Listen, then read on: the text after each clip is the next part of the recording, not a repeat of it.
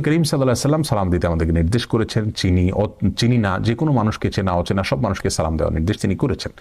সালাম মুখ দিয়ে উচ্চারণ করে একজন আরেকজনের শান্তি কামনা করে দোয়া করা হয়, সেটাই হলো সালাম।